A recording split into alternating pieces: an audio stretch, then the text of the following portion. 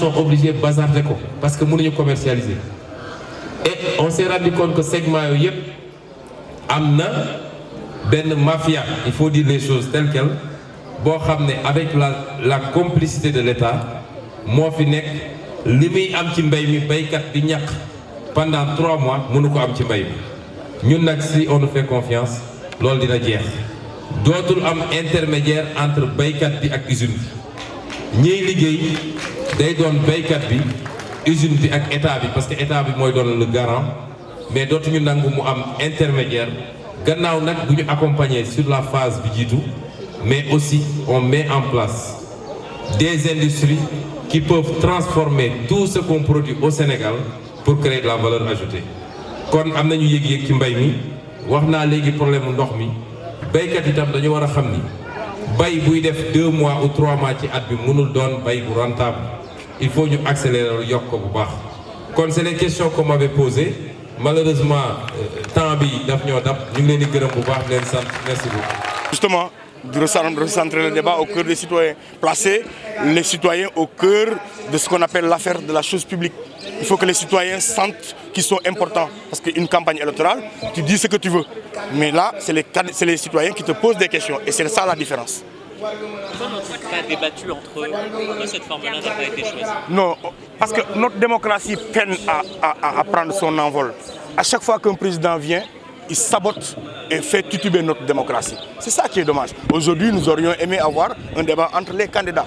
pour pouvoir choisir. Mais malheureusement, on a une démocratie qui s'est affaiblie de plus en plus avec les présidents qui se sont succédés. C'est le peuple sénégalais qui est démocrate. Nos hommes politiques n'ont aucune démocratie. Nos hommes politiques n'ont aucune façon démocratique de gérer notre société. Même ce que vous avez vu là? Mais on ne sait pas. Ceux qui viennent ici pour parler, on attend de voir ce qu'ils feront. En tout cas, ce qu'on a déjà vécu dans le temps, on sait que la démocratie du Sénégal peine. Et dernière question, ils vous disent quoi ces jeunes sur le terrain? Plein de choses.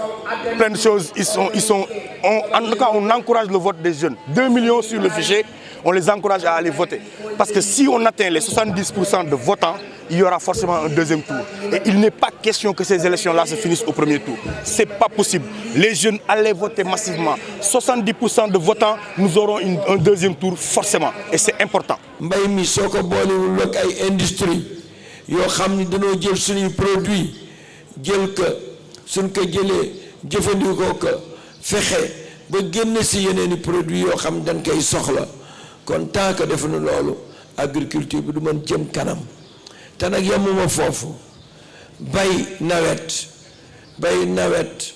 waratul am Sénégal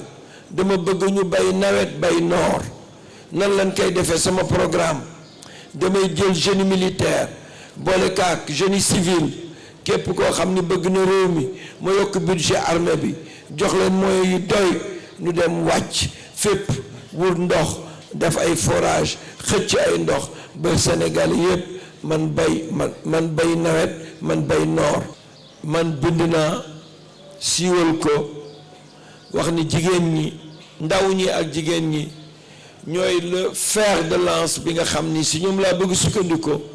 pour développer ëllëg Sénégal nan laa koy def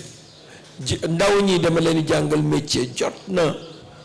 ñépp xam ni set àddina bi ku fi bëgg jariñu ku fi bëgg faj sa soxla il faut nga am métier sénégalais bi nag war nañ ko dimbali mu am métier waaye bul yam rek si dimbali ko mu am métier fexeel ba nga xam ni métier boobu moom dana si mën jëfandikoo métier boobu dana si mën liggéey loolu lu am solo la jigéen ñi dama contre microcrédit dimbali na leen rek ba ngeen mën faj seen tuuti soxla waaye war na leen yóbbu si ay formation war leen jox ay financement yoo xam ni financement yu takku la financement yooyu ngeen mën def activité yu am solo man benn justice de proximité lay wax kon jaaduwul ni soxla casier judiciaire du jóge dem ba Kaolack pour lijjanti ko il faut ñu fexe fu nu nekk justice am fa structure bu ko mën représenter tu xasee ba am foofu joxe këyit dana yomb. loolu nag il faut ñu moderniser justice bi xam nga justice bi ni moo doxee mooy ay registre la noo dem di seet pour man joxe ay casier judiciaire lépp dañ ko war informatiser foo war ma nekk Sénégal sax war nga jug fii dem si justice su Dakar yaa ngi dëkk Kaolack nga joxe say këyit nu war la man jox casier judiciaire. mais am na ñoo xam ni dañoo am concours dëkk Dakar bala noo mën faj seen soxla il faut ñu dem ba Kaolack il faut ñu dem ba Ziguinchor il faut ñu dem ba Ndar loolu war na jug si monde bi nga xam ne mooy le monde de la modernité. Malal Talla, Fou Malade, artiste, membre du mouvement Y en a marre. Pourquoi cette initiative dénommée Wallu Askan Wi? Wallu Askan Wi signifie la part du peuple. C'est l'aboutissement du programme Parel initié par Y en a marre il y a 6 mois. Le programme Parel consistait à faire le tour du Sénégal pour sensibiliser les populations à s'inscrire sur les listes électorales, à aller retirer leur carte d'électeur, à aller voter et à sécuriser leur vote. Nous avons également beaucoup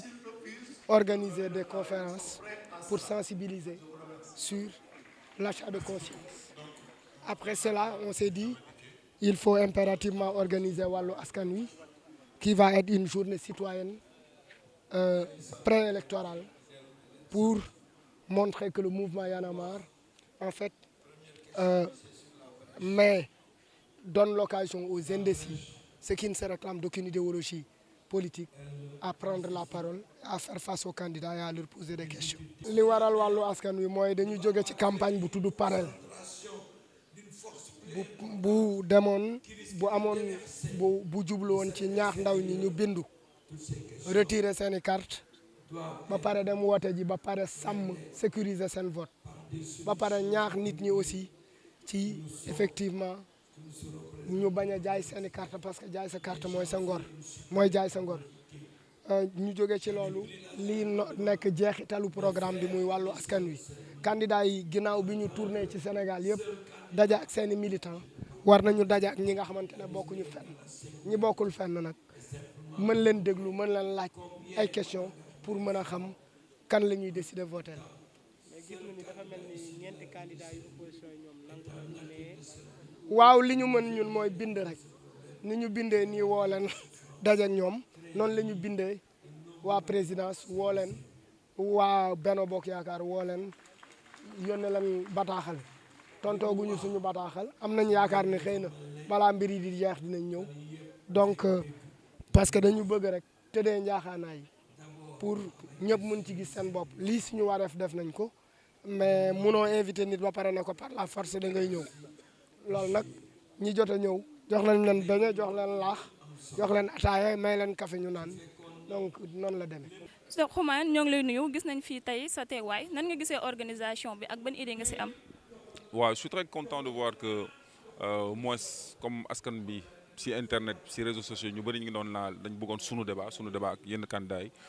que Y en a marre preuve diggoon na ne dina fexe ba candidat yëpp ñëw jàkkaarloog askan wi. Et donc c'est une très bonne chose parce qu'au moins ça prouve que le citoyen a encore un pouvoir et que kaddu bi askan bi di wax maanaam ci réseaux sociaux yeeg ci mbedd mi généralement lii daf ci bokk pour gën a dëgëral démocratie ci réew mi. léegi boo gisee waa Y en a marre relation bi ñu am ak parti au pouvoir bi lan nga leen doon wax tey jii ñu wàññi ko wala ñu yokk ko par rapport vis-à-vis au président de la République. Je pense que le président de la République a été très injuste vis-à-vis de Y en a marre parce que boo xoolee bu dara dul dara sax Y en a marre bokk na ci ñi dëgëral ñi ko si candidature am maanaam ba mu falu parce que avant muy falu dem na si siège waa Y en a marre amay résolution yu mu fa jëloon mais bi mu faloo nguur xam naa rek comme li ñuy faral di wax rek nguur day tax a fàtte bi mu faloo bi mu toogee am na yu bëri yu mu jot a fàtte donc je pense que lii c'est une bonne leçon parce que Y en a marre 6 ans plus tard est toujours là Y en a marre 6 ans plus tard mi ngi continue def ay activité te bu ma gisee journalistes yi ñëw ak presse bi ak couverture médiatique bi ça veut dire que Y en a marre mi ngi continue di def liggéeyam képp ku fi mën ci toog itam Y en a marre dina continuer di def liggéeyam et je pense que loolu moo mat a ñaan quoi. Je pense bien que vous appréciez Y en a marre donc cela veut dire que ne lépp lu ñu def rek gis nga ni jaar na yoon donc son saay-saay au cœur bi lan nga ci xalaat. Bon tu sais man encore une fois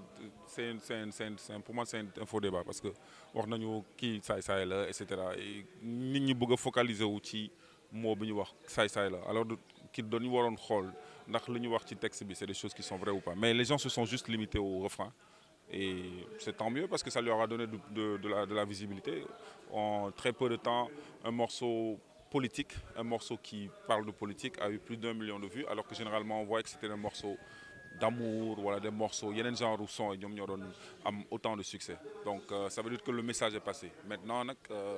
effectivement le morceau il prête à polémique mais le rap c'est d'abord une musique polémique donc polémique boobu ngay susciter ngay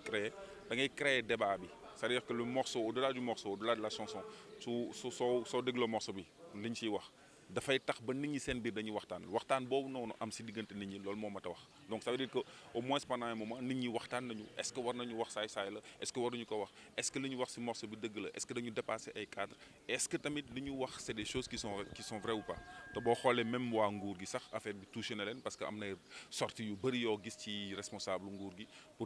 pour fustiger le fait que ñoom ñu def morceau boobu mais à mon avis loolu la art di jëriñ l'art doit servir à susciter le débat et ils ont réussi à susciter le débat loolu laa wax